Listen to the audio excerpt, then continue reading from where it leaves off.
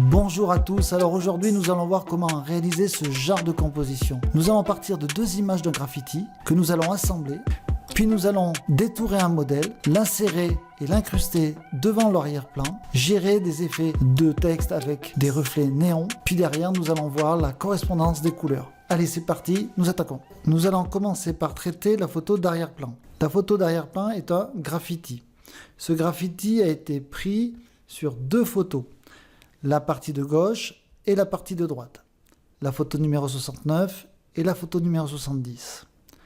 Le but va être d'assembler ces deux photos et d'obtenir une photo panoramique de ces deux photos. Donc pour cela, on va ouvrir Photoshop, Fichier, Ouvrir. On sélectionne les deux photos avec la touche majuscule, Ouvrir. Les deux photos s'ouvrent dans Photoshop, la 69, la photo de gauche, et la 70, la photo de droite. Nous allons aller maintenant dans Fichier, Automatisation, Photo Merge. Photo Merge va permettre d'assembler les deux photos. Vous cliquez ici sur Ajouter les fichiers ouverts. Les deux photos sont venues s'intégrer dans la fenêtre. Vérifiez que vous êtes bien en mode automatique et fusionnez les images. Ici, cochez. Vous cliquez sur OK. Et Photo Merge va assembler les deux photos en créant deux calques, la photo de gauche et la photo de droite, avec leurs masques respectifs pour assembler les deux photos. Je fais un clic droit, fusionner les calques. J'ai maintenant plus qu'un seul calque de l'ensemble de mon graffiti. Donc, on ouvre les deux photos, Photo Merge, en mode automatique, on valide, on fusionne les deux calques. On obtient donc cette photo. Je vais maintenant corriger les problèmes de parallélisme. Donc, je vais faire Filtre, Caméra Raw. Et ici, je vais venir utiliser l'outil de transformation. Cliquez dessus. Et je vais positionner déjà les lignes horizontales vers un cliquet déplacé. Donc la première ici. La deuxième ici. Et Camera Raw va réajuster la photo pour que ces deux droites soient bien parallèles.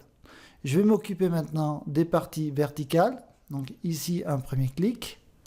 Et sur la partie de droite, je viens sélectionner un autre poteau pour lui indiquer la verticalité de mes piliers. Je fais OK. J'ai donc assemblé mes deux photos et je les ai correctement alignées pour respecter l'horizontalité et la verticalité. L'assemblage des deux photos de l'arrière-plan est donc réalisé via Photo Merge. Nous allons maintenant procéder au traitement de la photo du modèle. Donc pour cela, vous faites Fichier, Ouvrir. Vous allez chercher la photo du modèle. Et donc nous allons réaliser la sélection. Alors la sélection, il y a deux solutions. Soit on passe par sélection sujet pour ceux qui ont une version 2017 et supérieure. Cet outil, via l'intelligence artificielle, va sélectionner le sujet automatiquement. Ou sinon, je vous conseille d'utiliser pour les autres versions la sélection outil de sélection rapide. Assurez-vous que vous êtes bien sur l'option Ajouter à la sélection avec le petit plus. Vous paramétrez votre outil à peu près à 220 dans le cas présent. Et vous faites via plusieurs clics la sélection du sujet. Donc bien rester à l'intérieur du sujet et allez-y par plusieurs petits clics pour pouvoir faire un retour arrière dans l'historique s'il y a un problème. Alors je vais sélectionner la partie supérieure. Donc je vais arrêter ici car nous allons utiliser que la partie supérieure. Alors maintenant nous allons désélectionner et percer les zones entre le bras et le corps. Donc je zoome sur la partie qui m'intéresse. Et là, je vais donc soustraire cette sélection à la sélection du sujet. Donc ici, je reviens dans l'outil de sélection rapide.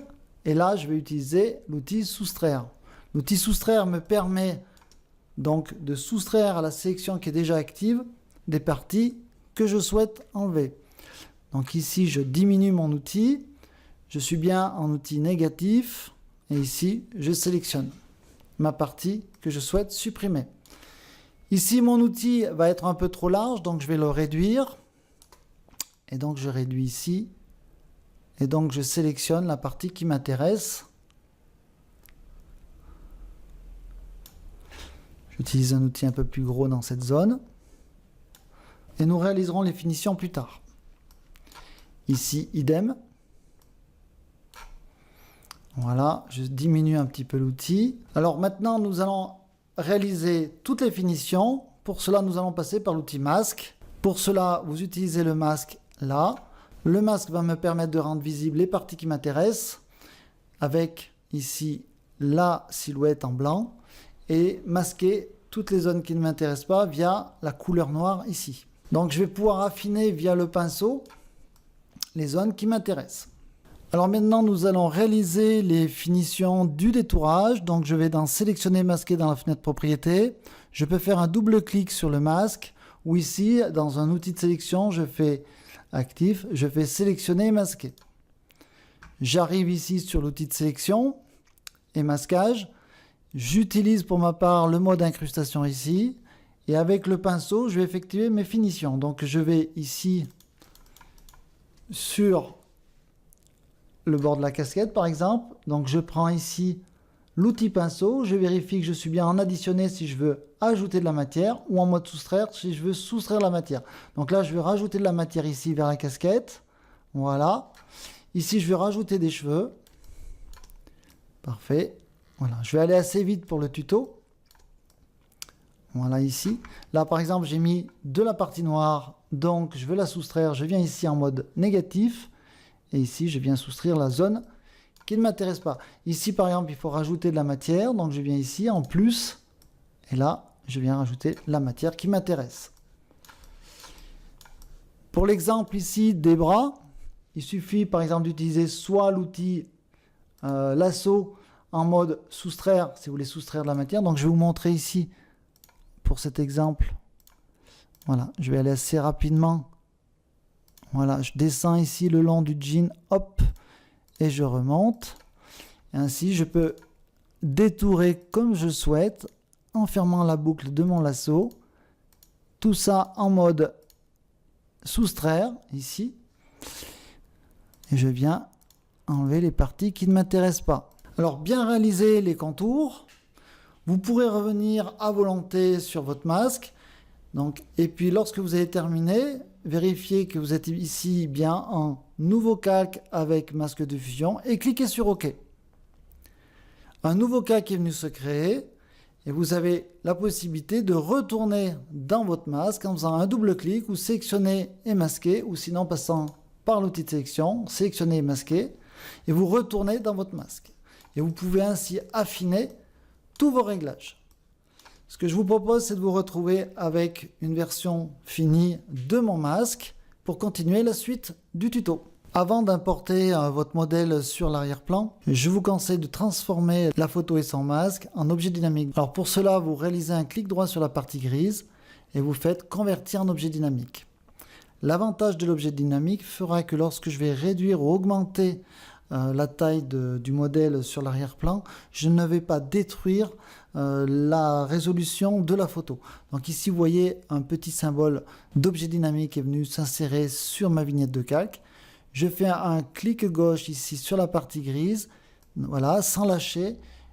Je déplace ma souris sur le titre de mon arrière-plan et je viens au milieu de la photo et je lâche le clic de la souris. Vous obtiendrez parfois ce panneau. Cela veut dire qu'une image est en 8 bits et l'autre en 16 bits. Donc dans ce cas-là, vous cliquez sur oui, ainsi la photo s'importera sur votre arrière-plan. Donc pour réduire le modèle par rapport à son arrière-plan, vérifiez que vous êtes bien sur le calque de votre modèle. Et pour réduire la photo, vous utilisez le CTRL-T. Le CTRL-T va donc sélectionner votre image. Donc là, je peux déplacer le modèle par rapport au fond. Je glisse vers le bas et je vais réduire le modèle par rapport au sujet. Alors petit rappel, pour les personnes qui ont un Photoshop 2019 et plus, vous n'avez pas besoin d'utiliser la touche majuscule pour maintenir l'aspect ratio. Sinon vous obtiendrez des photos qui vont perdre les proportions. Sinon, pour les versions avant 2019, je vous conseille d'utiliser la touche majuscule pour bien conserver l'aspect ratio. Donc je réduis la taille de mon modèle. Même si vous allez trop loin, ce n'est pas grave parce que nous sommes un objet dynamique, donc nous ne perdrons pas de la résolution. Je descends ici mon modèle par rapport à mon arrière-plan et je viens positionner par exemple ici la photo comme je souhaite. Alors, je fais attention à ce que la casquette soit en harmonie avec le fond et je vais donc appuyer sur Entrée lorsque je souhaite valider mon redimensionnement. Si je souhaite redimensionner nouveau, je fais CTRL-T et je réduis encore mon modèle. Je valide avec la touche Entrée. Donc, j'ai mon arrière-plan ici. Dessus, j'ai mon modèle qui vient d'être retaillé. Et je vais maintenant pouvoir procéder à l'harmonie entre l'arrière-plan et le modèle. Pour cela, je vous conseille de passer aussi l'arrière-plan en objet dynamique. Donc, clic droit ici et convertir en objet dynamique. Et j'ai donc un objet dynamique pour mon arrière et un objet dynamique pour mon calque de modèle. Je vais donc pouvoir maintenant appliquer tout un tas de calques de réglages pour harmoniser les tons entre mon modèle et son arrière-plan.